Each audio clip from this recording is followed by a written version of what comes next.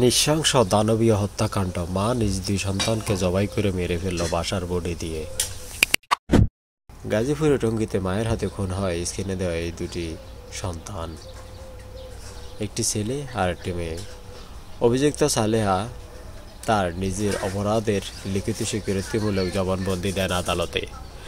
তিনি বলেন, প্রথমে মেয়েকে পরে ছেলেকে বটি দিয়ে কুপিয়ে হত্যা করেন তিনি আরও বলেন, আমার সঙ্গে থাকা জিন আমার সামনে এসে আমাকে বলছে ওদের মেরে ফেলতে, এই কাজটি করলে নাকি আমার মঙ্গল হবে। বারবার বলার পর আমি কিছু বুঝে উঠতে পারি না পেরে বাসা থাকা বটি দিয়ে আমি তাদেরকে হত্যা করি।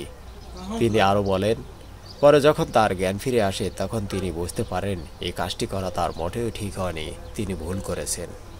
নিহত আবদুল্লাহ ও মালিহা ব্রাহ্মণবাড়িয়া জেলা বাঞ্ছারাপুর থানার তাতোয়াকান্দি গ্রামের আব্দুল বাতেনের ছেলে ও মেয়ে। নিহত সন্তান দুটিকে গ্রামের বাড়ির কবরস্থানে তাদের দাফন করা হয়।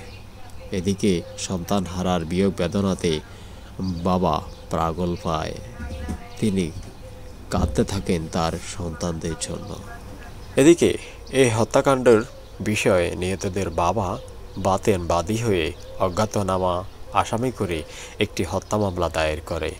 পরে ঘটনার সাথে জড়িত থাকায় মা সালেয়াকে হত্যা মামলার আসামি করে আদালতে পাঠানো হয়। যেখানে সন্তান মা বাবার কাছে থাকবে নিরাপদ, সেখানে মাই যদি সন্তানকে হত্যা করে, সন্তান আর কার কাছে যাবে?